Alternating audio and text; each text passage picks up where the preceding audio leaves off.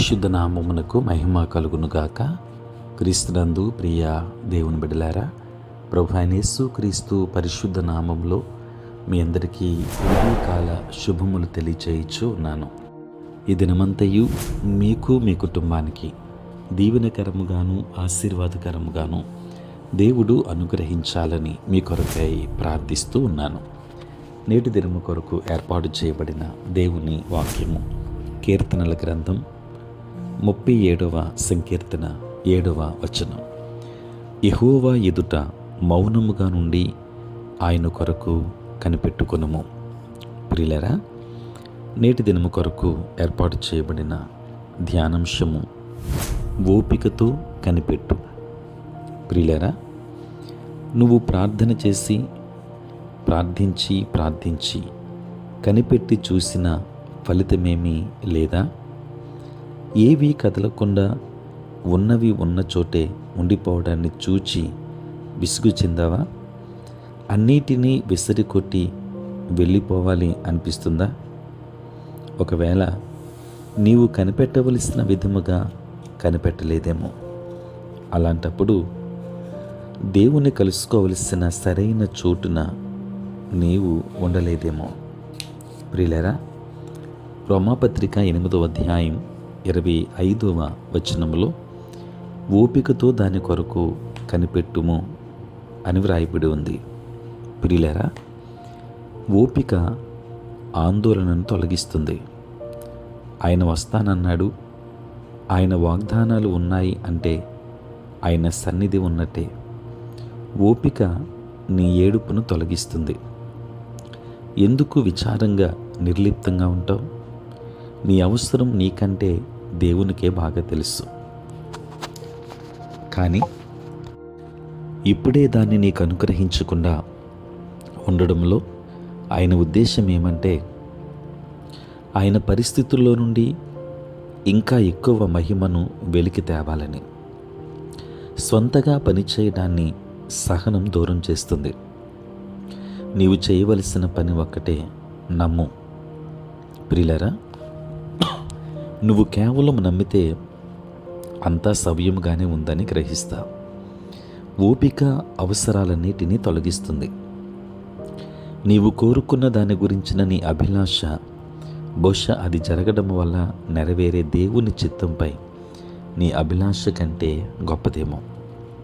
దేవుని బిడ్డలారా, ఓపిక బలహీనతను తీసివేస్తుంది. ఆలస్యమవుతున్న కొద్దీ నిరాశ పెంచుకుని అడిగిన దాన్ని వదిలేయొద్దు.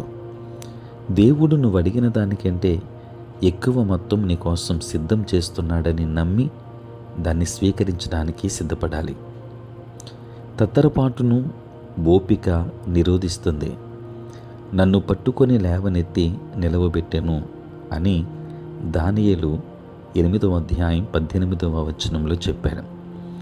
ఆయన ఇచ్చిన సహనం మనలో ఉంటే మనం వేచియున్న సమయమంతా స్థిరంగా ఉంటాం. ఓపిక దేవుణ్ణి ఆరాధిస్తుంది. స్తుతులతో కూడిన ఓపిక ఆనందముతో కూడిన పూర్ణమైన ఓర్పును, దీర్ఘశాంతమును అతి శ్రేష్టమైనవి. ప్రియులారా, ఓర్పు తన క్రియను కొనసాగింపనీయుడి. యాకోబు పత్రిక 1వ అధ్యాయం 4వ వచనం. దేవుని బిడ్డలారా, నీవు దేవుని కొరకు కనిపెట్టే కొలది ఆత్మ సమృద్ధి పొందుతావు. కనుక ఓపికతో విశ్వాసంతో నీవు కనిపెట్టు. దైవాశీర్వాదములు నీవు పొందుకుంటావు. దేవుడు మిమ్మును మీ కుటుంబాన్ని బహుగా దీవించునుగాక. ఆమేన్. ప్రార్థన. పరిశుద్ధుడైన తండ్రి, ప్రేమ కలిగిన ప్రభువా, నీకు స్తోత్రాలు నాయన. రాత్రంతయు కాపాడి సంరక్షించి సుఖనిద్రను దయచేసి మా జీవితంలో మరి ఒక నూతన దినాన్ని మీరు మాకు ఇచ్చినందులకే స్తోత్రాలు. ఈ దినమంతా కూడా మీ సన్నిధి మాతో ఉంచండి. మీ ప్రసన్నత మాకు దయచేయండి. నేటి మా పనులలోనూ ప్రయాణములలోనూ పరిచర్యలోనూ మీరే తోడై ఉండండి. దేవా నాయన, అనేక మంది అనారోగ్యంతో ఉన్నారు, వారికి ఆరోగ్యాన్ని ఇవ్వండి. సమస్యలతో ఉన్న వారికి సమాధానం ఇవ్వండి. బలహీనులైన బిడ్డను బలపరచండి. మారు మనసు లేని వారికి మారు మనసునివ్వండి. రక్షణ లేని వారికి రక్షణ భాగ్యాన్ని ఇవ్వండి. తండ్రి, చదువుకున్న బిడ్డలను దీవించి వారికి కావలసిన జ్ఞానమునివ్వండి. ఉద్యోగస్తులు, వ్యాపారస్తులు, కష్టపడి పని చేసుకుంటున్న బిడ్డలందరినీ దీవించండి. నీ పరలోకపు ఆశీర్వాదాలు మెండుగా వారి మీద కురమరించండి. దేవానికి స్తోత్రాలు. నాయన, ఈ సమయంలో ప్రత్యేకించి పుట్టినరోజు, పెళ్లి రోజు జరుపుకొనిచ్చిన బిడ్డలందరినీ దీవించండి. నూతన ఆశీర్వాదాలు వారికి దయచేయండి.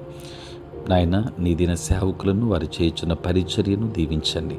సార్వత్రిక క్రైస్తవ సంఘాన్ని ఆశీర్వదించండి. ప్రాతకాలపు ధ్యానములలో ఏకీభవించుచున్న ప్రతి ఒక్కరి మీద నీ కృపహస్తము నుంచి ఆశీర్వదించుమని యేసు నామములో ప్రార్థించి వేడుకొనుచున్నాము తండ్రి. ఆమేన్. తండ్రి, కుమార, పరిశుద్ధాత్మ త్రియేక దేవుని దీవెన సదా మీకును మీ కుటుంబానికి తోడై ఉండును గాక. ఆమేన్.